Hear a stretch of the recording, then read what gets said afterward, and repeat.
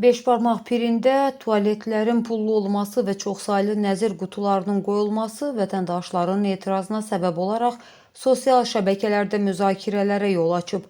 Videodakı iradlar ziyarətgahda dini məqsədlərdən çox biznes maraqlarının ön plana çıxmasını tənqid edir. Ziyarətgah yoxsa ticarət mərkəzi, din xadimlərinin və nəzir yığanların bitmək, tükənmək bilməyən pul etirazı bu dəfə ölkənin ən məşhur inanclar ocaqlarının birində Beşbarmaq pirində vətəndaşların ciddi etirazına səbəb olub. Sosial şəbəkələrdə yayılan və böyük rezonans doğuran bir videoda vətəndaş pirdəki elementar sanitar qovşağın pullu edilməsinə və hər addım başı qoyulan nəzir qutularına qarşı üsyan edir. İnsanın ən təbii ehtiyacını belə qazanc mənbəyinə çevirənlərə qarşı vətəndaşın acı iradları isə əslində hər kəsin ürəyindən xəbər verir.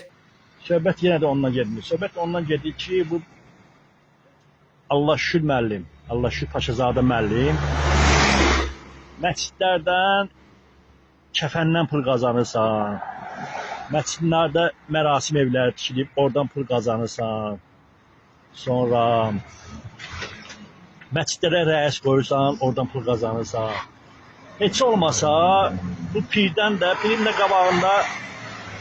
də qabağında nəzir qutuları var da, o divara tərcimləyiblər.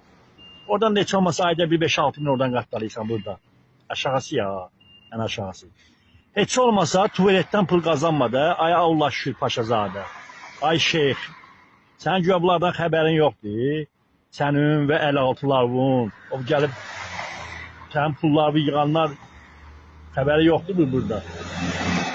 Bəli, vətəndaş haqlı olaraq sual edir.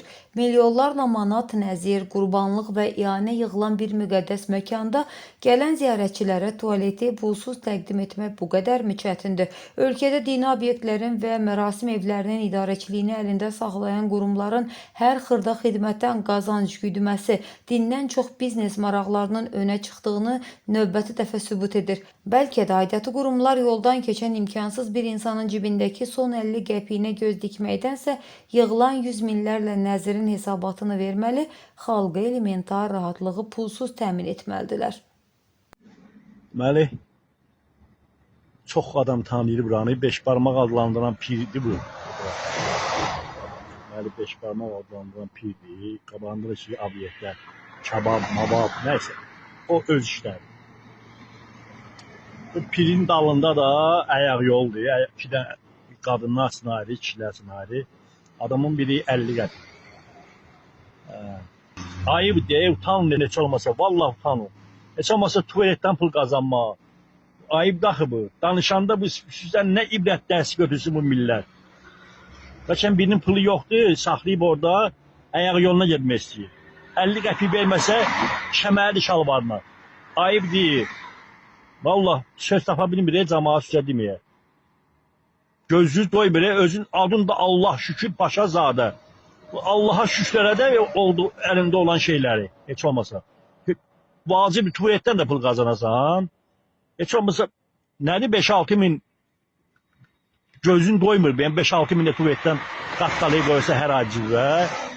Ayıb deyə, vallahi billahi ayıbdır. Milləti bezdirməyin, milləti dindən çıxartmayın.